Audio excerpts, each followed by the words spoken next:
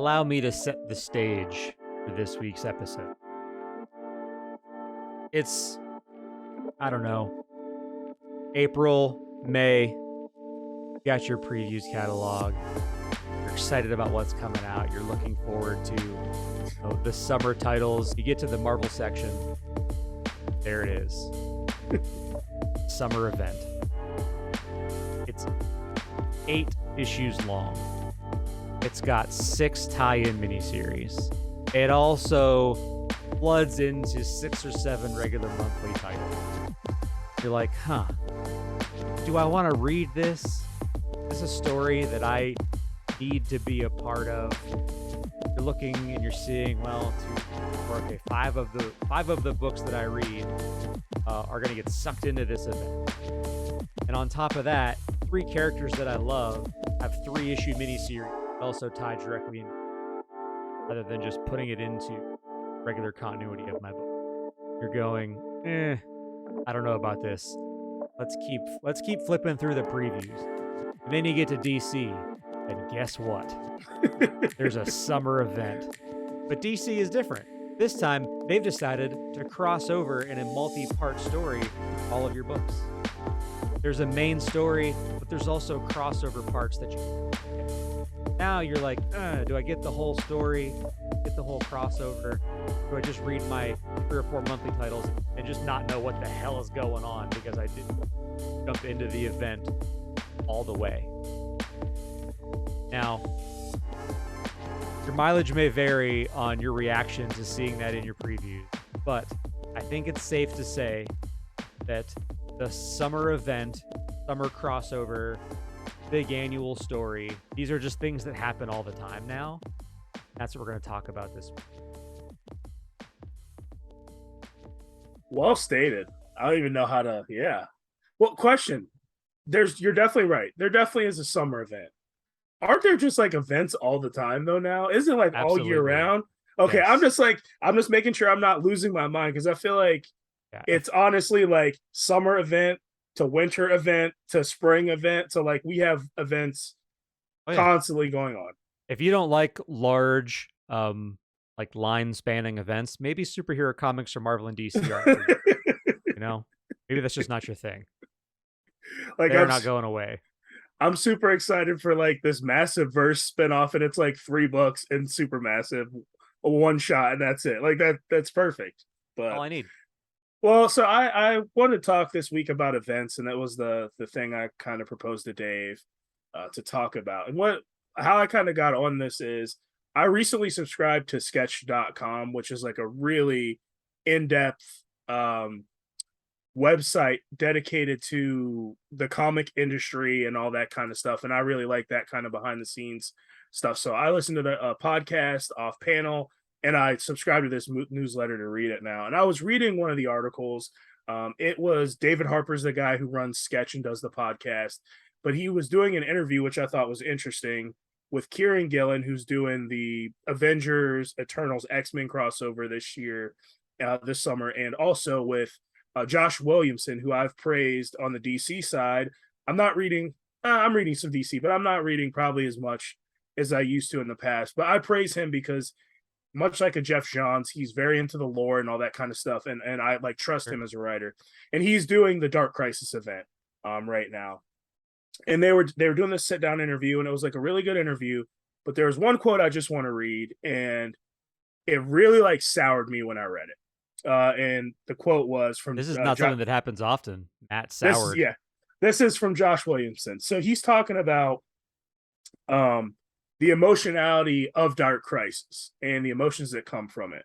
So he was just saying it's the same thing. I think what a lot of Dark Crisis ended up being about is me trying to deal with some stuff.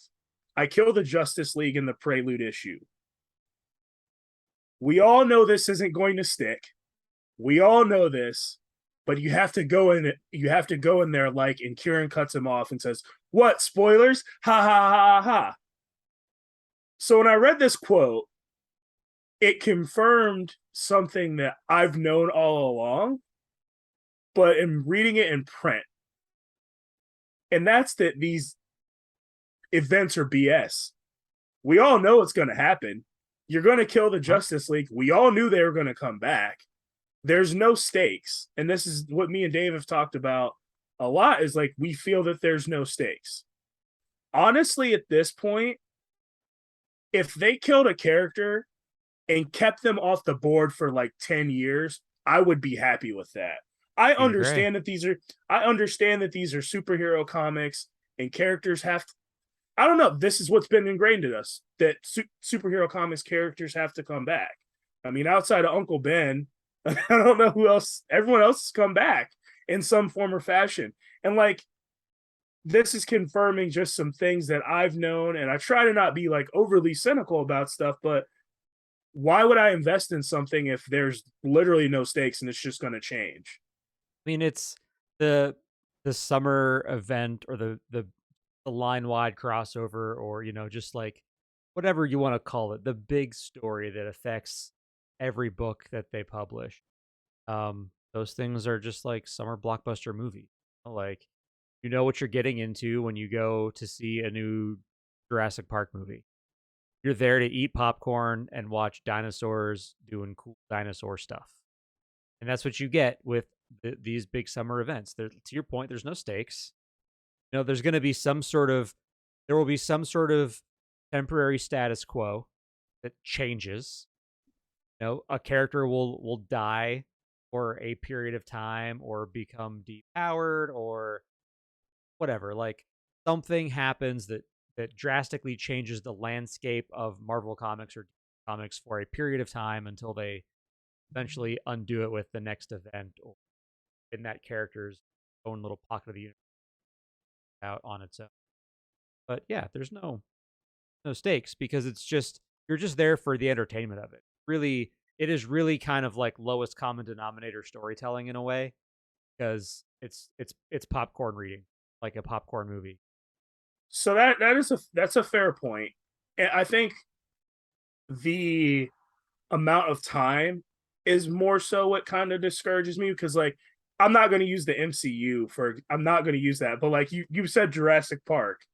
Like, even within the Jurassic Park movie continuity, the lawyer that got gobbled in the first movie back in 93 didn't come back. Like, he didn't come back, like, Yeah, there's some stakes that they've followed through and it's stayed the same. right. And like, I feel like with But comics, I it's like mean, literally, go you ahead. can't. I don't know if that's a fair comparison though, because like no one's buying tickets to go see the lawyer from Jurassic Park, but people No, are I buying understand. comics to see Batman or Jean Grey or Cyclops or Spider Man, Peter Parker, whatever. Like, it's a little bit different because there are revenue streams built upon these characters, not so much a Al, minor dude from Jurassic Park.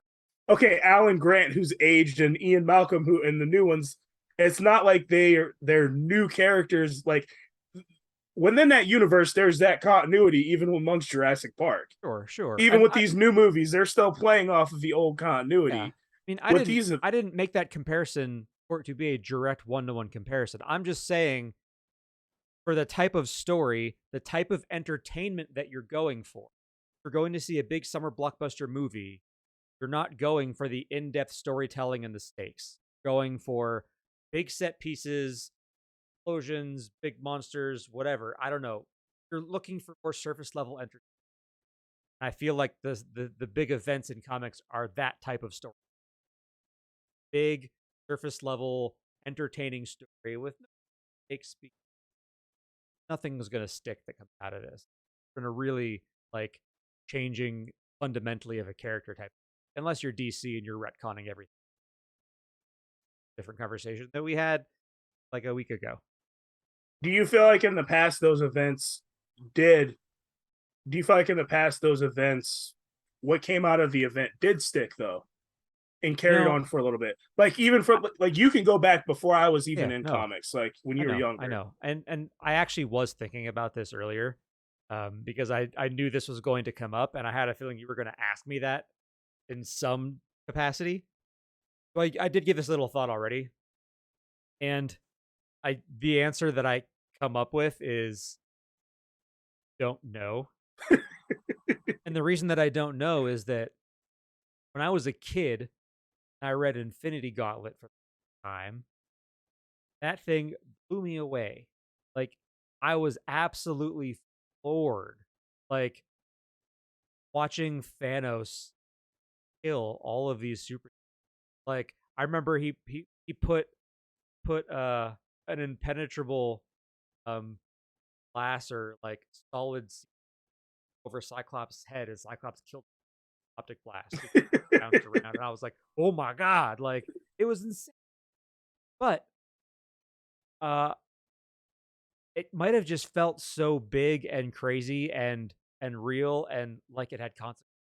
I was a very small. I had not been You exposed to as much of it at the time. So my my frame of reference perception as a child types of events first time I can never have again reading those thoughts. like for all I know, there's a kid that's going to read Avengers versus X-Men versus Eternals. That's their first crossover, and it blows them away the same way Infinity Gauntlet blew me away as a child. But now that I have got, I am the sum of my life's experiences and the sum of all of the comics that I've read, both good, bad, and indifferent along the way. I can't ever look at them through that innocent lens anymore. I like my instinct instantly was to go. I started through this like thought exercise. Oh yeah, absolutely. They used to mean so much more. And then I was like, well, wait a minute. Is that like? Do you really feel that way? Like Yeah, maybe I should take this a few layers deeper for myself because um instantly I was like, boy, I sound like one of those I used to. yeah. Maybe I need to think a little bit more self critically here. And Well, once I did, I that, kind of I think that's where I settled was I really don't. I don't know. that's good awareness by you. But okay, so there's two kinds of events, I think. Um, and I think kind of what the approach we're thinking of is company wide events where it's like the whole universe, everything will change, nothing will ever be the same. So it's like your opening salvo was really good, like all encompassing these massive events. Then there's also like franchise specific kind of events that like are a little bit tighter, focus on like a few characters, like for example, Devil's Reign that just recently came out last year or whatever. It was a pretty Daredevil street level New York City focused hero event. Didn't have like ramifications and Thanos and the of all the Avengers and everything. It was like pretty tight and coherent. Oh So yeah, DC just did one with Batman Shadow War. yes, Crossed Shadow over in War, three or like four books. And yep, like the Bat family, not everyone. So I prefer more of I think the franchise ones I have less of a problem with because normally there's more of a focus. Some of those changes last for a little bit, and it's just like a more coherent story, and it doesn't get as like huge financially too. Like you're not buying a million books. Like Shadow War, you picked up like Alpha Omega. If you're reading Batman, you get Robin as well too, and maybe one other book, and I forget what that was else it. crossed over. It was like There's another Deathstroke, one. Robin, and Yep, Batman or yep, something. three, but like not insane. And like that's like if I'm reading Batman, I'm like, yeah, I can get 3 books. Like They that's used to not. do those types of crossovers a lot more than they do now. Like those are a rarity now. Yeah. Like the numbered like part one, part two, part three, Yes. part Yeah. four that Yeah. goes through a few different books. Like Yep. that used to happen a lot, and people got really mad about it. Why? Time because it felt like a cheap way to sell more books. Oh, you want the whole story? Well, now you have to buy two or three other books that you maybe don't want, don't like, never heard of, and it was sort of it became such a common practice. Felt sort of like extortion. Yeah. You want the whole story. Well, buy a bunch of crap that you don't like that is struggling right now to sell. We don't want to cancel yet. We're gonna cross it over with buy it. Hope you stick with it. Okay. So that goes into like my second point, like how they're kind of built. So I think you covered that one really well, like the crossover approach, where like it literally is like part one, two, three, four. Then you have like I think what you said more so where these company, the big two go, is more of the mini series approach where it's 8 issue miniseries, I'm very confused if I'm being honest. You might have to like break some of this down for me. But like, so you have like your main core miniseries, then some of the titles are also pulled into like this miniseries or like your ongoing titles. So in Spider-Man, it will be interrupted. In X-Men, it'll be interrupted, and they will also be a part of like this story that is being taught by the miniseries. Then sometimes you have like while this is going on in Spider-Man and X-Men, for example, there is also an X-Men book that has the branding of whatever this event is called, Civil War, X-Men. And it's also in the regular title. So I'm like, what is this? Like, I mean, and then maybe this is like the continuity nerd, like, and I'm not even like a crazy continuity nerd, but like this is going on in their ongoing series, yet they have this 3-issue mini series that's also tied into this event. Like, Yeah, I mean, what I'll is tell you what it this? is. It's a wallet buster. That's all it is. It's the same stuff they were doing in the 90s, the 80s, where they're crossing over with like 10 or 12 different books. They're getting you to buy the same number of comics under the guise of, oh, it's a tie-in mini tie-in. You don't have to buy it because we didn't call it part 17, but Yeah, we'd like you to buy it, so we're going to brand it with the event title. Hope you pick it up. So it's the same tactic, it's done a different way. Trojan horse. Make me buy a bunch of stuff I don't want, and I won't fall for it anymore. I did the first couple of times, like Secret Invasion. It got me on all those little extra mini. And what was the one after that? The one when Asgard was like floating over Siege, Oklahoma. Siege. Siege. Got me with Siege. That was the last time they got me. That was the start of the heroic age. I thought that was going to be cool though. They're like the heroic age branding. Never mind. Go ahead. I mean, I remember too, and it was cool, but like that was when Marvel started to lose me with the events because Yeah, it was too much. I don't need the main event plus 3 or 4 satellite miniseries plus 10 to 12 tie-in issues. The tie-in yeah, issues a lot of the times, like to your point, you have like a 3-issue Spider-Man miniseries. Well, then yeah, the 2 issues of Amazing Spider-Man that tie in, sometimes Peter Parker / Spider-Man wasn't even in. It would be like a tie-in with the supporting cast. Now, like, you've taken the character that I like that I'm reading in Spider-Man, put him in a miniseries that I don't want to buy, and now if I keep buying the regular title, I'm getting stories about characters that I potentially don't even want to read about. All because you decided to do this event. In my opinion, you may or may not have even like the events have gotten oh like do you? Avengers versus X-Men versus Eternals.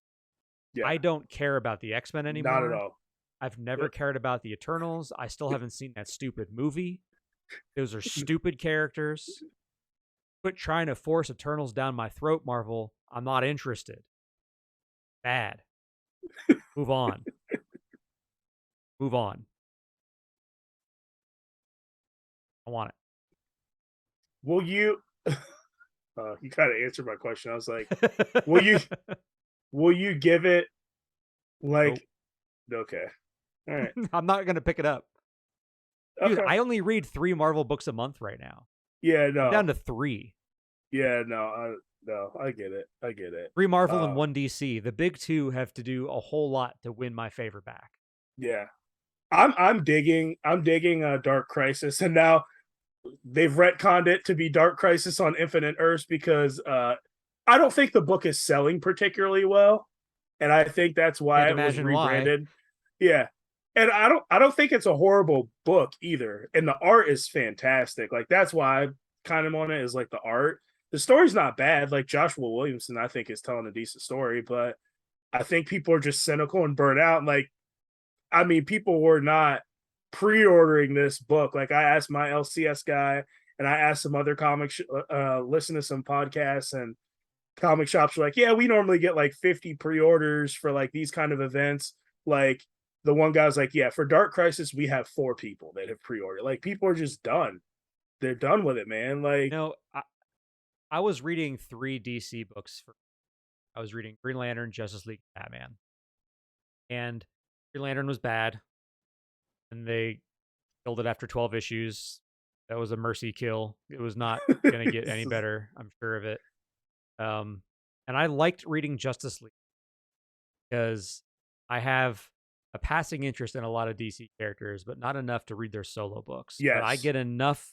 I get enough of Flash and Green Arrow and Wonder Woman and some of those other, interesting but not interesting enough DC characters when they're in the Justice League. And when I That's found out what they were doing with Dark Crisis, and they were like, "Well, we're going to kill the Justice League." There's a crisis, and I read like the last issue, the last couple issues of Justice League before it stopped, right before Dark Crisis, and they were like fighting alongside some dude named Captain Carrot or whatever. Dude, you got to be kidding me! Like, there's no shot I'm sticking around for this. I was out. They Justice literally League they literally Incarnate, canceled Captain my Carrot, baby. readership. They canceled. I don't care about what you're gonna do that's in the Justice League, because now I have to read about a bunch of characters that I don't care about to get back to the Justice League. I'll just quit reading it, and I'll come back when you sort this whole thing out and Justice League will come out again. That's what I'll do. Dude, like I got the Justice League issue where they killed them. Like they just went out like the most like non-heroic way. Like it was so lame. They did. It was just like just a Batman, Wonder Woman, Superman, Green Lantern. Just like some dude just like blew him away. Like, and that was it. I was like, they didn't go down swinging. Like fight. Like yeah. Interesting. By the Um. way, for those unaware, Captain Carrot is a literal rabbit, Yeah, he's a like a humanoid rabbit. rabbit superhero named Yeah. Captain Carrot. He's not kidding. I There's legit. Yeah. I still cannot like reconcile why that exists. Like, I know DC and Marvel have done some really goofy, stupid things over the years, especially in like the 50s and 60s and 70s. A lot of dumb stuff that exists.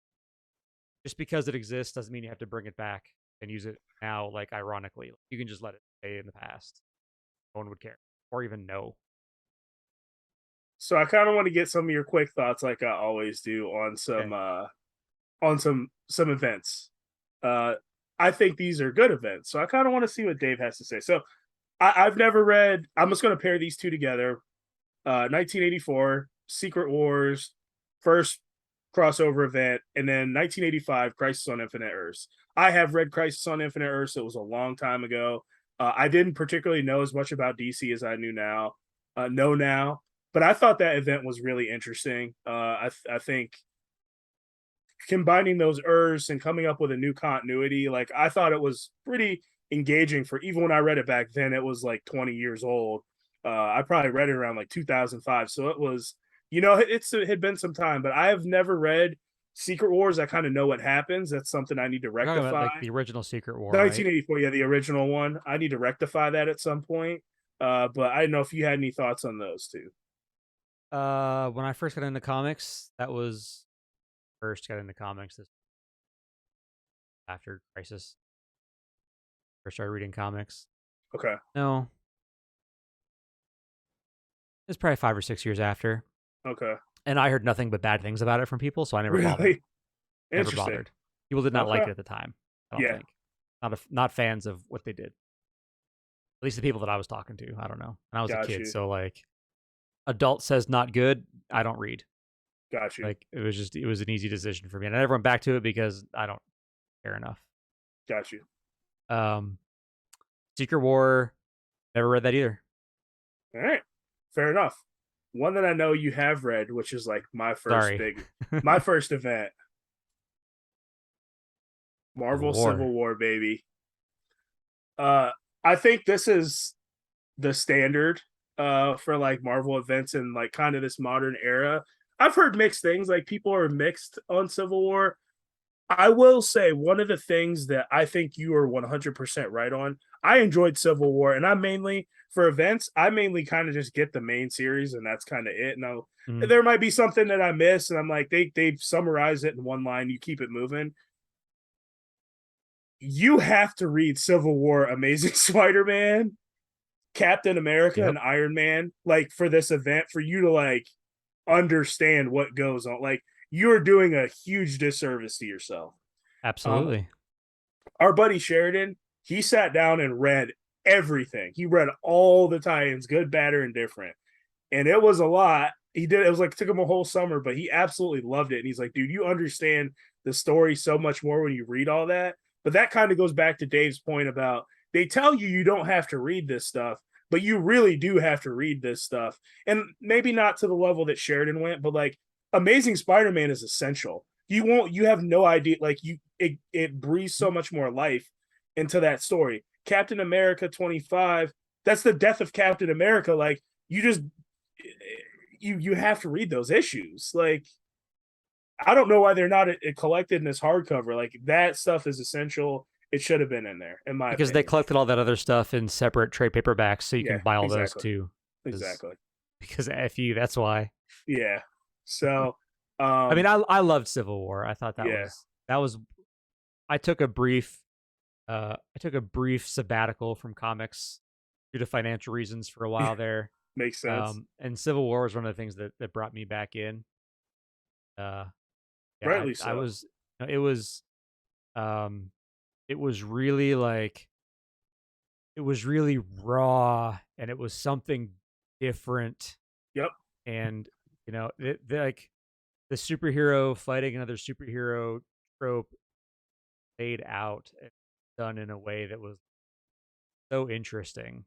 Yeah. And all the stuff with Speedball turning into Penance and that being the thing, like that sort of mirrors what he did, kind of mirrors current events type of stuff. That was like kind of the dawning of Marvel being like the more Mature. gritty and mature and a little bit edgier and a little bit more um rooted in reality of the two main superhero producing publishers, Marvel and DC. I think that Civil War kind of solidified Marvel as like, oh, if you want like stuff with a more realistic real world tie, go to Marvel, and if you want an anthropomorphic rabbit superhero, go to DC.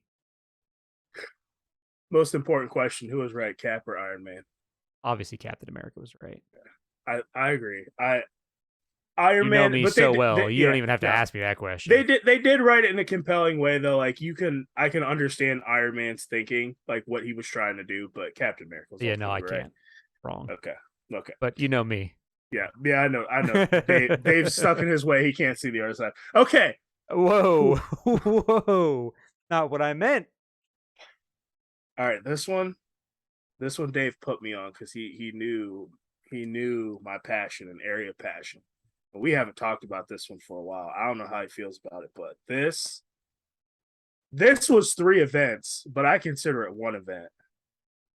I don't have chapter, I have volume two, but Messiah Complex, Messiah War I am missing. I'm finally probably just going to cave and get the trade paperback, but Second Coming. These were excellent X-Men comics involving all of the X-Men, but primarily Hope's story. And Cable involved a lot of Cable. Um, Gotta Gritty, pay the just cable. I mean, you got to pay the cable bill, but just great X-Men stories. And when I was in X-Men, Dave's like, you have to read Messiah Complex.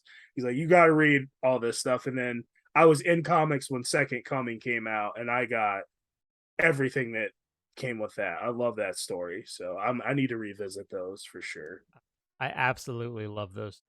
Well, obviously Yeah, because I'm a big cable guy, so anything where cable can be sort of center stage, I'm for. But those crossovers, and those were legit like numbered part crossovers that spanned like the whole X-Men lines at the time. yes, Like those were like really, really big throwback kind of like nostalgia crossovers for me because they reminded me of some of the X-Men crossovers that I was reading when I first got into comics, like Extinction Agenda and Executioner's yep. Song, and those like '90s, those really, really '90s crossovers that I just loved. Like I used to read Extinction Agenda and Execution Song That's comics, so and that whole Messiah series or saga or whatever you want to call it, all three of those harken back to those. Give me warm fuzzy.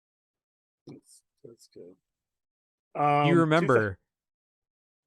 So coming out of that, Cable had a series where him and Hope went to the future. They were being hunted by Bishop. Yep.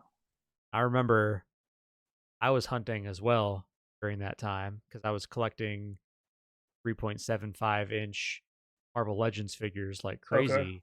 Yep. And there was a Cable variant figure With that the had baby, right? Hope On strapped his to his chest. Yeah. chest. I remember you chasing that thing. Dude, I hunted that thing forever. Did Now you it ever sits in get a it? box, and oh yeah, I got it.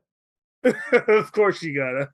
I own almost every single one of those Marvel Legends figures, including several variants that exist. Oh, I have SDCC exclusive variants. I got a lot of. They're sitting in 3 boxes, and Are they still running, or are they done? Did that? Was there like a line that finished? Or they converted those to 6-inch figures so they can no, charge it's $20 or over. $25 a piece. Yeah, no, it's over. It's a Now wrap. they're in like every new series of figures is a build a figure, so you have to buy 2 of everything if you are a collector that wants them mint on card. So you have to Got you. buy 1 to keep on your shelf on the card. You have to buy 1 to open so you can build the figure. And there's like 6 figures in a series, $25 a pop. You have to buy 12 of them. You're talking about $300 per series times Can't for do the that. real deep away. My Anyway. next series. Going to the other side of the street, DC. Okay. 2009. To all the non-believers. To all the non-believers. We just talked about this one. Blackest Night, dude. Dave crushed me when I saw the previews catalog for Blackest Night, dude. And then he read it and he saw this art. And he became a DC guy. And we enjoyed it and we talked about it. DC guy. Just for a little bit. But like then I can't remember if Blackest Night. No, I started with Blackest Night and then I went back and got like all the Green Lantern stuff and like read it through because it was just so good. Except man. You didn't get Green Lantern. I didn't do core. I didn't do core. So screwed up. Oh man, but Blackest Night was just such a cool crossover in the Green Lantern universe. All the different color lanterns of the spectrum fighting the Death Team or whatever. Like, go guys! I'm not going to go into it, but go check it out. It's a massive crossover. I only read, I think, the core and Green Lantern like tie issues. I didn't read. There's a lot of other stuff. Actually, I did read it spanned the whole line. Yeah. There was like a Batman and Superman one shot, and I read those like miniseries, but I didn't get like everything. But the core storyline was just really good, and it was written in a way where you could just read Blackest Night, the 8-issue or whatever miniseries, and enjoy it. So, big fan of Blackest Night. It's all true. I killed you over it. I thought it looked dumb. I was wrong. Yeah, it happens. You're right. Jeff Johns, man. Should have just listened. Jeff Johns and following with Jeff Johns. I'm not bringing all the other things, but Flashpoint I also really enjoyed, and I'm not like a huge Flash guy, but Flashpoint led us to the new 52. Dave is not a fan. He's got like a Sour Patch look on his face, but I read some of the other tie-ins for Flashpoint, and I did enjoy them. Like that mini universe they kind of created. I remember like there was an Aquaman miniseries where he was married to Wonder Woman, and Batman and Penguin. There's something involving like a casino. It was just like Flash is always going back and messing with history, and he like blew up the world, and that's kind of what led to the new 52. I just get kind of DC just goes to the well too often on the here's another alternate version of things you already know. Oh, look at how wacky it is. Wonder Woman and Aquaman, they're together. Like, doesn't do it for me. No, don't get cynical on me now.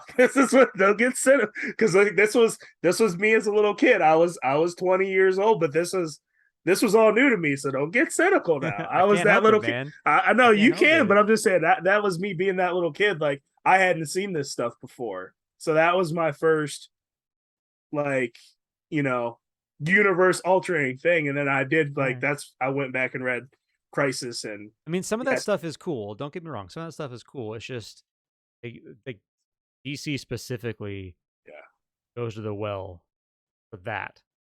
Like they just did it with Yeah, Future no, they State. do. No, Like they they do yeah, it all no, the yeah, time. Like for sure. It's like please, like do you have other ideas?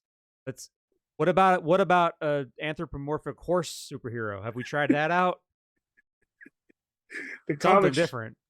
My comic shop guy gave me that Jurassic League, and that's pretty much another. I don't know if you've seen that. It's just I them as have. dinosaurs. Yeah. It's probably the best book Slapstick. they have going out right now. Slapstick. But yeah, I don't have this one 2005 Marvel event or 2015 Marvel event. For me, I will always pick up Marvel books from here on out, but from here, this point here, I think this is when like the Marvel universe like died and the quality went Okay. down. I Started know what after I know what we're this. talking about here. What Yeah. do you think it is, man? Secret Wars. Secret Wars. After that, on a whole like level, line wide level, I think the Marvel universe died. Like I just do. There will be good stuff. There's good stuff after. My guy right there, Daredevil, fantastic title. But like I I just mean, think there was a quality drop after you know what that they point did? forward. They Crisis on Infinite Earths it. That's what they did. They got too cute for their own good. Yeah. There's too much.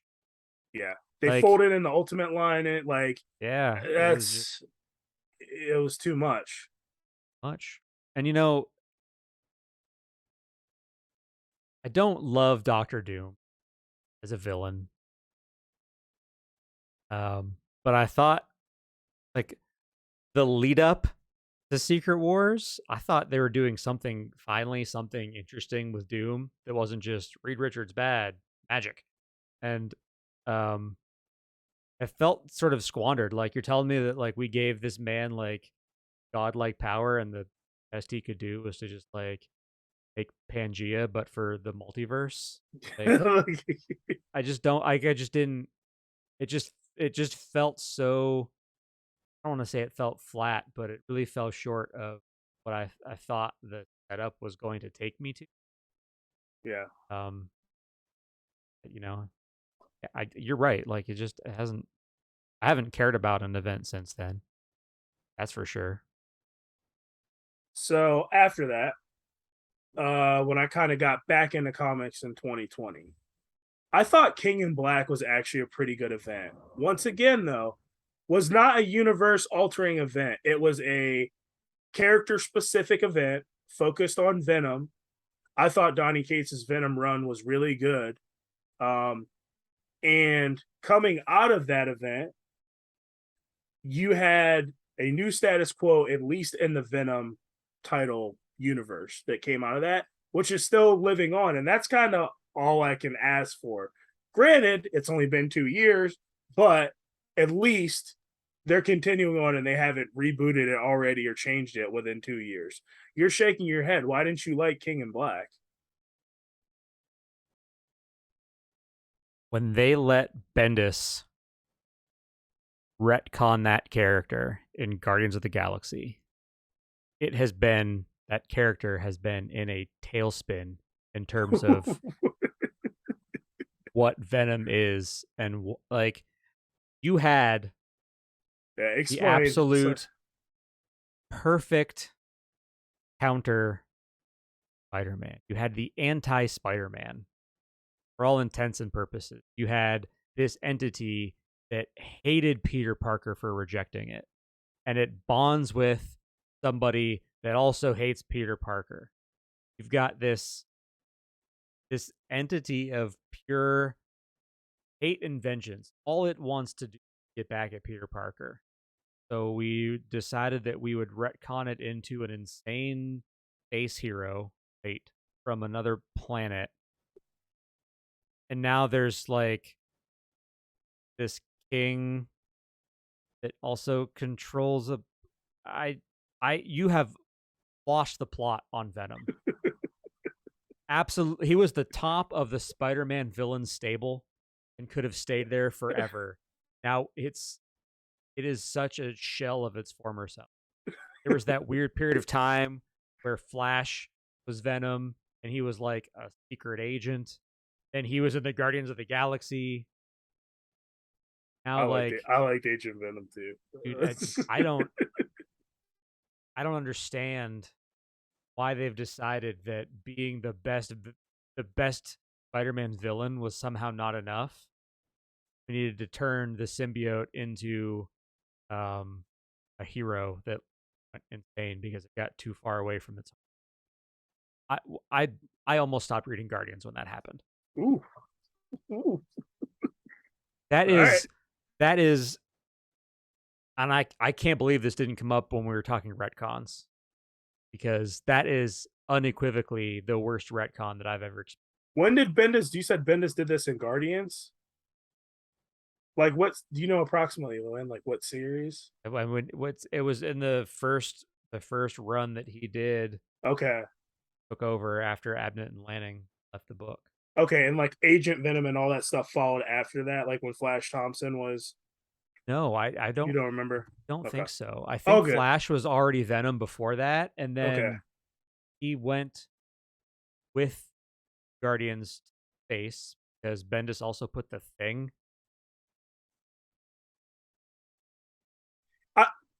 I feel like we need to do a topic on Bendis too, because like I love Bendis, but I some of his loved stuff, Bendis. yeah, some of his you talk about losing the plot, like old Bendis has lost the plot, Dude, but that guy, he got the keys to the Marvel universe, yeah, then just started sniffing his own farts, yeah. and Uh, the writing shows, in my opinion. He thought he could do no wrong, and no one was telling him otherwise. last one, Devil's Reign. Did you enjoy it? 2021 last year. Devil's Reign. I don't Wasn't know that if you. just like a self-contained Daredevil story? That didn't even have Yeah, crossover, did it? yeah, a little bit. Not like crazy though. There's some tie-in issues. Yeah, there's tie. There's like Was that the 6-issue Thunderbolts. miniseries Mm, after the? Okay, I didn't read that yet. okay, no comment I was then. waiting for it all to hit Unlimited, and I canceled Unlimited because I wasn't using it. I'll go Makes back to it sense. someday. All right, some quick bad examples. We love Daredevil mutually. Dave got me on a Daredevil. 2010 I know what this Shadowland. is. Shadowland. Yeah, yes. Garbage, dude. Yeah. Garbage. No, I Garbage. am How to not. kill a character 101. Dude, Daredevil was in shambles after that. So so clearly Dave has read longer than me. He thinks a little bit more critically about some of this stuff than I do. Even I can concede that the hand setting up a giant tower in the middle of New York, in the middle of Hell's Kitchen, the authorities might have been called. Someone should have intervened. No one This is noticed, not a man. good thing. This is not a good thing. Oh my gosh, Shadowland. Do you He said remember? he said Go ahead. Daredevil is ruined after. Yeah, yeah. Because do you remember what happened after I, Shadowland? didn't he get like a beast or something? I don't know. They're They kind of doing the same thing with the relaunched. Punisher. They relaunched. Let Mark Waid write it. Oh, and then it went to like the Put Sami run. put Matt in San Francisco, Had to get him out. and you remember the big thing was you don't want Daredevil to be so gritty and depressing. He was Mark smiling. Wade's gonna write Happy Daredevil, and I remember the cover to issue one He's had this smiling. man, He's this swinging. goofy, shit-eating grin on his face, like everything is right in the world. I'm like, dude, like, so we're gonna pretend like Shadowland didn't happen, which is probably for the best because it was a Yeah. very, very bad story. But we are now going to just ignore what arguably the best thing about this character, which is like how miserable and conflicted Matt is 90% of his Yes. life. Yes. Now he's just like in San Francisco and loving life and smiling all the time. Like, and I know there was some subtext to that, and it was like you know, it's like his coping mechanism. it's the happy clown type of thing. Like, yeah. I'm, you know, really sad on the inside, and I guess you can sell me on that, but boy, it didn't play in terms of like a fan like me that was already like pissed off about Shadowland. Now you've got my man like swinging through the streets of San Francisco with like this giant like Cheshire cat grin on his face. Oh, Audio out. listeners, this is Daredevil raining, looking down, depression, beating down this poster. And Matt's got a poster behind him. That's what he's talking Yes, about right now. yeah, There's a yeah. Daredevil poster behind him that is it epitomizes what I imagine when I think about Daredevil. Defeat, Someone says defeat. Daredevil, I think of an image that looks like what's behind Matt's shoulder.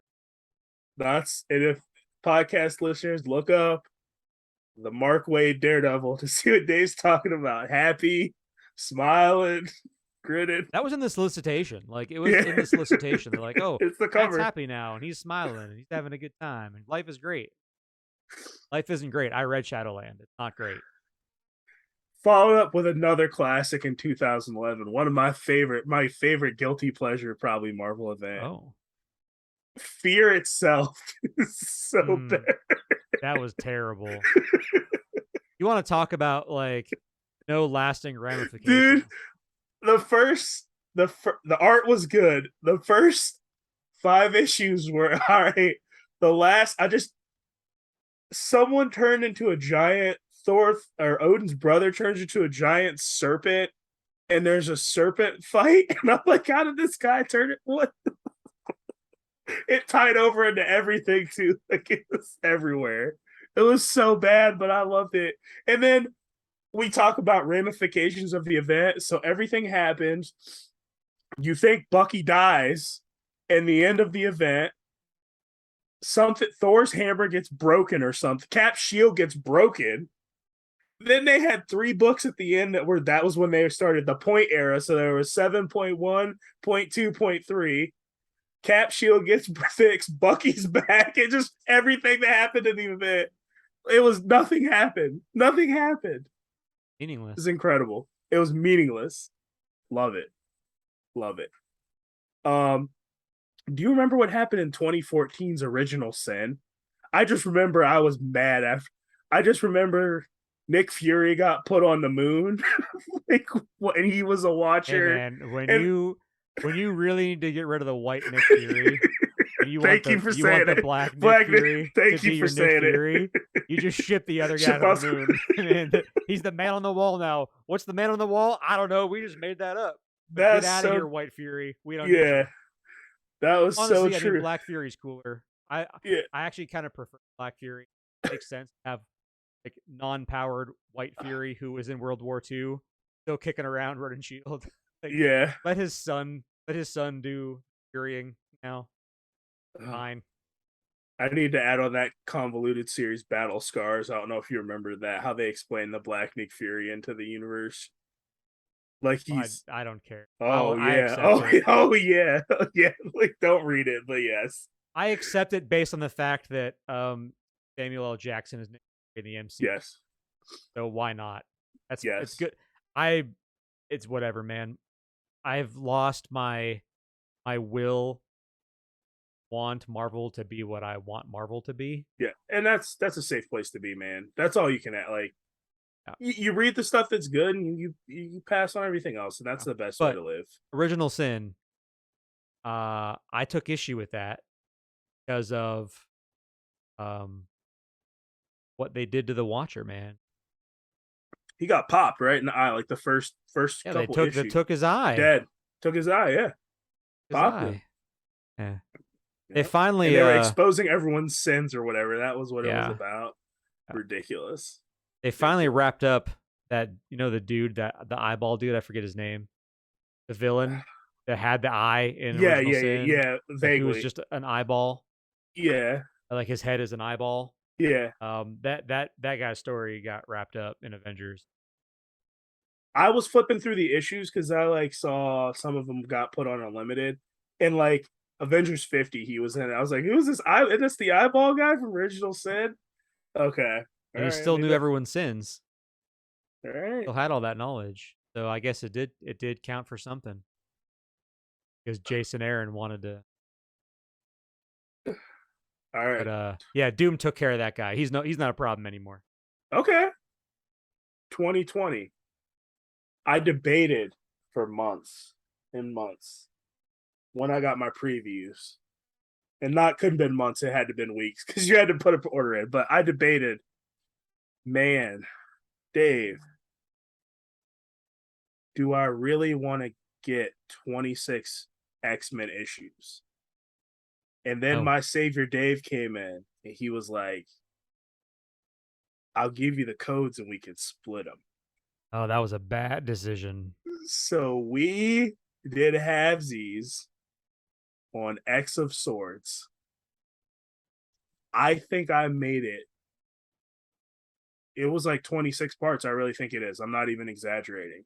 I think I made it to issue like 13 and tapped out. When it started becoming, when it was a serious contest between the X-Men of Krakoa and these new mutants from Araco, and it was going to be like a clash, and it started having dinner parties and parcheesi and dance contests, I was out, man. And that checked me out of the X-Men. I was out after that. I was getting X-Men, Wolverine, X-Force up until that point. I was out. You Your know, thoughts? I've experienced a lot of bad comics in my life. I've experienced a lot of loss in my life too. And typically, those things are mutually exclusive. However, X of Swords was a rare moment of intersection of those two life experiences where I had to read really bad comics while at the same time experiencing the massive loss of the because I was already You on Dawn the of X and House of X or whatever the 6 issues that Hawks and yeah, House and Powers of X. House and Powers, yeah. Yeah, So Hawks I was Box. already on the fence a little bit with those. I stuck it out. I was reading X-Men and X-Force like you. Worst ideas of my life with that crossover with you. And the moment that I tapped out, and you had warned me that this was in the like You were reviewing me, you sending me texts yep, after every issue you read too. That was the one. you warned me and part As of a me part of me felt that some of what you were saying was hyperbole. And then there was a pie eating contest. And I closed the book in the middle and walked away from the X-Men that moment, and I have not gone back. And I won't until this whole thing gets relaunched and retconned. I've seen in previews they've got like X-Men Red and X-Men Green, X-Men and New Mutants, Marauders and X-Force, and I can't believe they're publishing like 14 monthly X-Men books and that people are buying it. It's garbage. And that X of Swords crossover should have gotten everybody to jump ship. And I don't know how they had an arm wrestling competition. They did. Yep. Again, this is not hyperbole. This is actually what happened in the comics. Fighting contest, arm wrestling competition, dance contest. Please, Lord, just give me good X-Men comics. Which led into the Hellfire Gala 2021, which was literally a fashion show to unveil an X-Men team. That should have been one issue. That was like 12 issues. And that confirmed that we made the right decision to jump off the X-Men Absolutely. when we did. I should have known when the whole premise was like they can't die. They're Yeah. immortal now. Like the whole thing is just so goofy. Yeah. I'd So, forgotten. I had erased that from my memory. I'm X of almost mad Swords. at you for bringing that up and making me think about that. So I've been like taking inventory, looking around and stuff, and just doing even this episode, looking at events, man. I've been really leaning into collected editions and getting stuff like that, and getting like older comics that like I enjoy. And like I'm not going to be a flat out curmudgeon. I'll always read like newer stuff if it's good. I have no problem reading it, and especially if it's kind of like a Daredevil or a Batman that are kind of in their own universe, and I can pick up, and I don't have to be invested in a million different books. But when I sit down and I think about all this bad X-Men, and then I look to my bookshelf and I see Messiah Complex and Second Coming, I'm just like, I can just read this stuff, man. Like, it's been so long since I read it too. I don't remember everything. I remember some of the Hmm? beats. So like, that's what I'm doing, and that's kind of like some of our little short reviews. Like I'm gonna have newer stuff to read too, but like I'm always reading something. It's just we kind of put pressure on ourselves to be a little bit more topical and put things out there. But ultimately, man, it's about reading and enjoying the material you like. Yeah, There's so much absolutely. there's so much like Captain America and like Punisher and stuff that I haven't read from the 80s that's like legendary and epic. That's where I'm starting to put my money. And I've put my money pretty substantially into these Walking Dead hardcovers.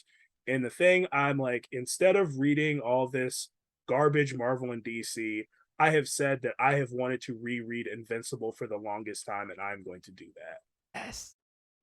That's where my money and that's where it's gonna go. Dude, my So Invincible reread last summer was one of the best times I've ever had reading comics. I had and forgotten that's so much stuff, exactly.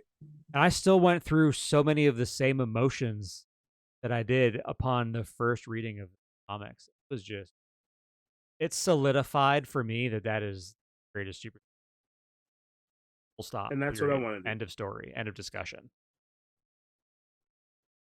I have Walking Dead and I read the last issue, but I want to read everything that I missed. And after that, I'm starting Invincible, man. Like that's what I want to do. I'm gonna go on a Kirkman run here. And I like that. You know, that I think that's the right perspective to have. If you think about um how much stuff gets published monthly and has been getting published monthly since the beginning of comics, you got no shot at reading and understanding exactly. and keeping up with everything. Exactly. So you might as well just direct your time towards the things that you know are good that you're going to enjoy. Why I canceled my Marvel Unlimited? That's why I canceled Comixology Unlimited. I have so much stuff that I know is good that I bought with the intent of reading and it never did. Yep. And um it's time to like dig in and enjoy it. You know, I've been tweeting about Spread pretty consistently for a few weeks now because I've finally got time to go and read Spread, and I've got monthly stuff piling up, and it's like, you know what, I don't care because I want to finish Spread and only be reading Spread. So we're gonna read all 5 trade paperbacks, and after that, you know, maybe I'll go back to No Man's Land. I still have a lot of Batman to read. Damn right. That's what's up. But well, thanks for going down memory lane and talking about some events. And I think we kind of Fun. we talked about some positive examples too. It wasn't just completely crapping on stuff. And yeah, our thoughts are kind of out there with some good recommendations and definitely some stuff to run away from and don't really consider Absolutely. reading. You know, you gave some bad examples of like line wide events. There's like some others that were like probably before your time that you didn't even know about that are just I'm just gonna throw a couple out there. DC did one Sure. called Zero Hour. Yep. Awful. Which I think caused every book in the line, similar to Future State, to like do an issue that was set 1 million years in the future or something. So you got like Batman 1 million, Nightwing 1 million, and 1 million garbage.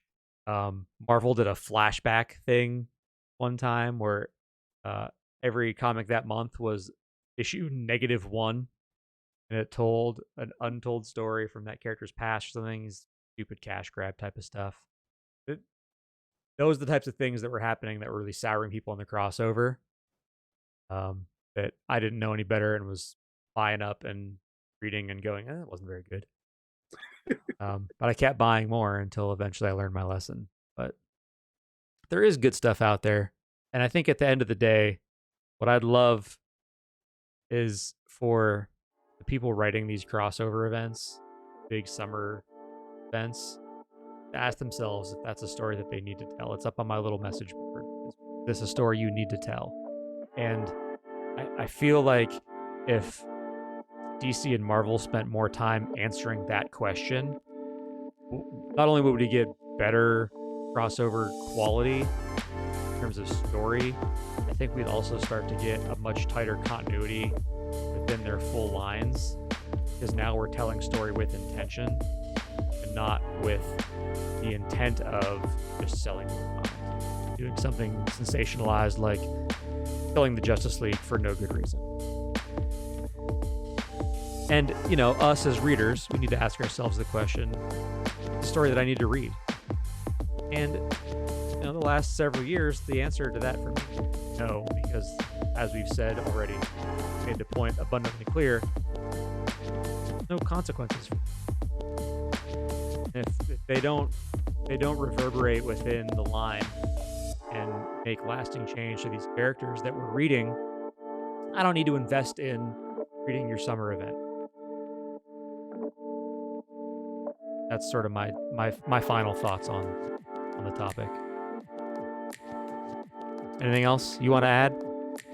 That's it, man. We got nothing else to add. All right. Well, with that, this is kind of a long episode, so I'll try to wrap it up quick. As always, we thank you all for your time, for hanging out with us. If you got something to add to the conversation, you can comment it on the YouTube video, or you can find us on Twitter. We're both on Twitter. Our handles are in the description of all of these various places, whether it's the audio podcast or on YouTube. We also post content on TikTok. You can find us on there. We're Black and White Pod. We don't have a lot of followers, so we'd like a few more if you're interested. We'll see y'all in a week. Thanks, everybody. Take care. Peace.